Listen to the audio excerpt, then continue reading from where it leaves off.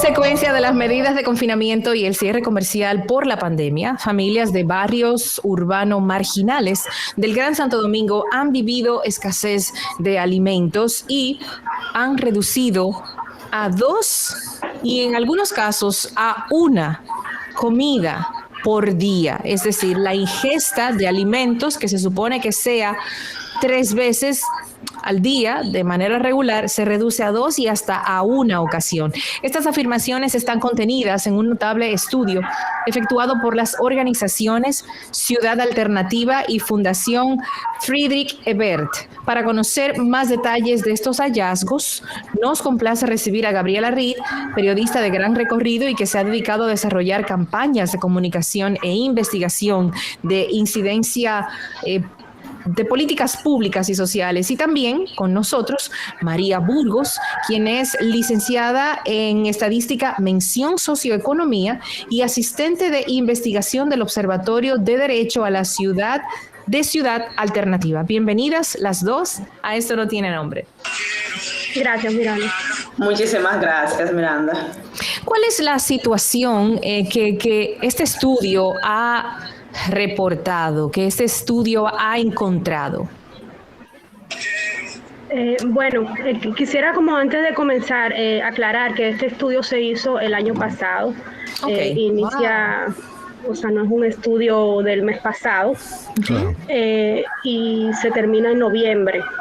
Entonces, los resultados reflejan un momento muy específico de la pandemia, en el que ciertamente las familias habían sido severamente afectadas por el tema de los confinamientos.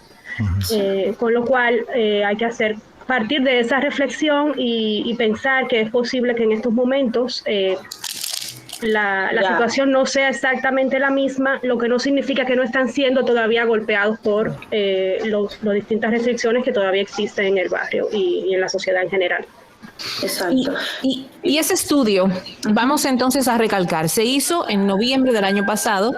Concluyó. Correcto. Exacto. Ahí ¿Cuántas personas se encuestaron? ¿En qué barrios de la ciudad capital o del Gran Santo Domingo se encuestaron? Tatiana. Bueno, sí, específicamente nosotros entrevistamos a 256 familias del Gran Santo Domingo, de los barrios que pertenecen al Gran Santo Domingo.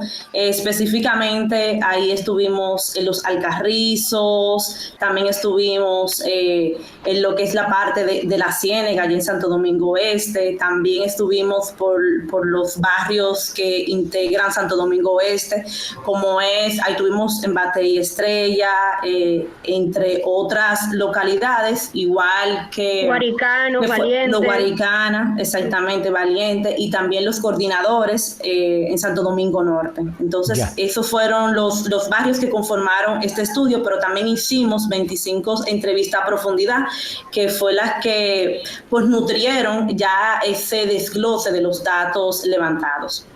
Al final, ¿qué muestra el estudio de cara a nuestra audiencia? O sea, por un lado, se hizo un gran esfuerzo como nación. Creo que cada país ha hecho un esfuerzo. Nadie quiere pasarla mal. Pero en medio de esta pandemia, gente muriendo, no se sabía cómo era esto ni el tratamiento, era todo una crisis. Bueno, había que confinarse y ver cómo proteger sobre todo a los más vulnerables. El discurso, para colmo de los colmos, a nosotros nos toca el confinamiento en medio de una campaña política, electoral y todo lo que sabemos. Por ende, los discursos de todos los lados eran muy triunfalistas e iban dirigidos a eso.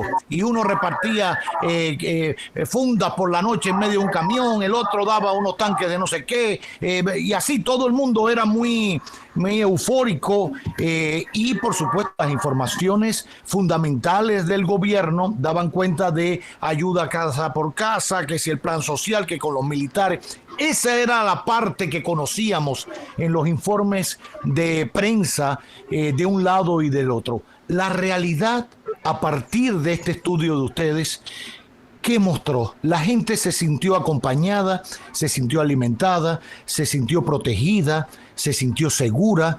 ¿Qué mostró? Tatiana, permíteme contestar esa pregunta. Este estudio revela varias cosas. Número uno, cuando se hace ese estudio, realmente no se está estudiando, o sea, te das cuenta en el resultado que lo que te revela no es tanto la situación de la pandemia, sino lo que había antes de la pandemia. Porque donde te encuentras con una situación que obviamente afecta a todo el mundo, pero no afecta a todo el mundo de manera igualitaria, pues te revela que hay políticas públicas que o no existían o estuvieron fallando durante años. Ciertamente, cuando se le preguntaba a las personas si se sentían conformes con la ayuda, los que recibieron ayuda, que no fueron todos, se sentían conformes, porque bueno, pasaron de un momento en el que no tenían ese tipo de respaldo económico a tener un subsidio que estaba por encima de lo que recibían antes. Claro, eso es una medida positiva, pero te das cuenta en las mismas expresiones de las personas que entrevistamos, la gran angustia que generaba el quedarse de pronto sin ese subsidio, y te dices, bueno, pero es que el Estado no puede subsidiar para siempre. Claro. Entonces es donde te das cuenta de que son necesarias políticas públicas que permitan que cuando hay un momento de emergencia, la gente no dependa tanto de ese subsidio, o que si ese subsidio le es retirado, no colapse económicamente, no colapsen las familias. Eso por un lado. También te revela que hay una narrativa en torno a los barrios, de que el barrio se asocia con el teteo, con el desorden, con la no protección, que muchas veces anula esta otra narrativa que también es real, en el que en el barrio falta todo. O sea, mandamos a la gente a recogerse, a confinarse en espacios que no eran seguros, que no cumplían con condiciones de confinamiento, y por otro lado, y aquí es donde me gustaría hacer esta cita, esos subsidios llegaron, por lo menos en la muestra con la que trabajamos, a solamente un 39%. Entonces, claro, la propaganda pública, la propaganda política te dice que está todo el mundo cubierto por el subsidio, pero solamente fue un 39%, lo que evidentemente es insuficiente. ¿Y qué pasaba con los demás?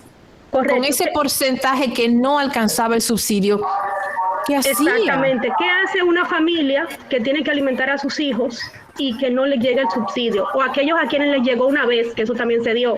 Recientemente vimos a la Procuraduría tomar el caso y tomar acciones, pero mucha gente recibió el subsidio una vez y luego no lo recibió nunca más. O sea, porque hubo toda clase de cosas. ¿Qué hace una familia en este caso? Pasa hambre o tiene que salir a buscárselas. Entonces, por eso decía, construimos una narrativa en torno al teteo, pero no existe una narrativa en torno al que tiene que salir porque tiene que comer. Claro. Nosotros entrevistamos personas que tuvieron que vender electrodomésticos, mujeres que tuvieron que prostituirse, gente que tenía que elegir entre comer o pagar la casa, y por lo tanto vivía con el riesgo de ser desalojado, porque en ese momento al principio hubo comprensión, pero luego todo el mundo necesita. Claro. O sea, la gente tiene que salir a comer, es una necesidad que está incluso por encima de algo que te dicen que es una gripe, que inicialmente te decían que era una gripe. Hay que darle de comer a los muchachos. Exacto. ¿Qué otra información arroja el estudio, sobre todo de cara al futuro?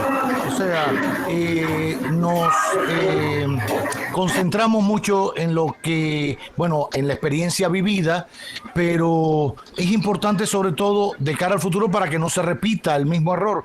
Y en eso tengo mis dudas, porque no creo no soy pesimista, pero que vayan a entender que eso no se puede replicar para el mañana, que si mañana tenemos otra situación o no la tenemos, es el día a día, como bien decía Gabriela, la pandemia al final lo que hizo fue sacar a la superficie deficiencias que ya existían de atención a esas poblaciones más vulnerables. No es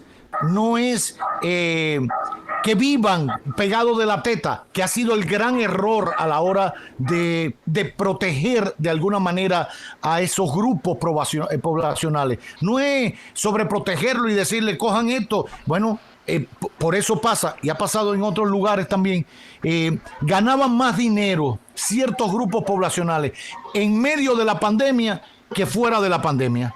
Porque entre la comida que le daba, otra gente que le daba, el dinero que se dio en unas tarjetas y eso. Y entonces alguien decía, no, yo prefiero que esto siga, y prefiero no trabajar. O sea, esa mecánica, quizás en la pandemia era más complicado, pero sigue funcionando en el intelecto de la gente, y mañana le va a costar trabajo ir a trabajar precisamente, o una opción de empleo que tampoco existe o que el Estado tampoco la brinda para esos grupos, y se habla de MIPYMES, etcétera, etcétera. Pero por eso quería ver qué podemos hacer con esta información que ustedes levantaron de cara al futuro. Ya sabemos, y nos duele esto que acabo de escuchar, o sea, que haya gente que se haya acostado a dormir con una sola comida.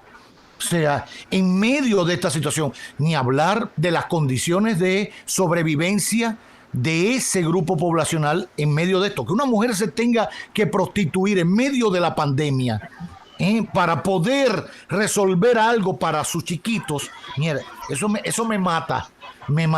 Pero ya pasó, lamentablemente.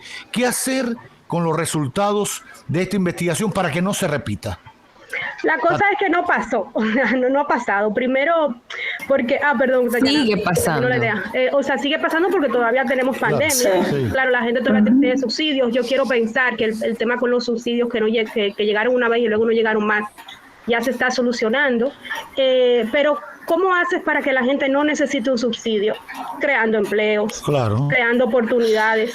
O sea, no esperar a que llegue la pandemia para que la gente necesite ese tipo de cosas. Un elemento importante que salió en esta investigación era el tema de la vivienda.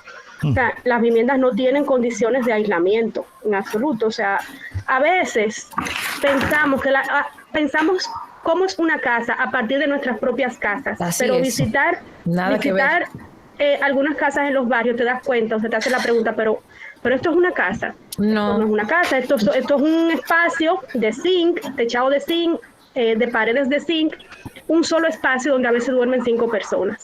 Exacto. Y a esa persona tú le estás pidiendo con una cama, si acaso. Sí. Con una cama. Eso es lo que vemos como casa. El hogar es otra cosa. Entonces queremos exigirle a ese hogar desde la perspectiva del nuestro, pero es que ese hogar se ha formado, entre otras cosas, en medio de una casa que no es tal.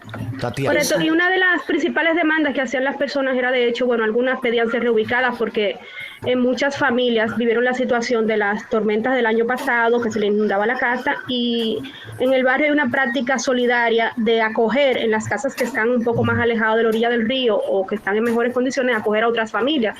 Pero con el tema de la pandemia y el cuco de que si acojo otra familia me puedo contagiar, pues ya no había esta práctica solidaria.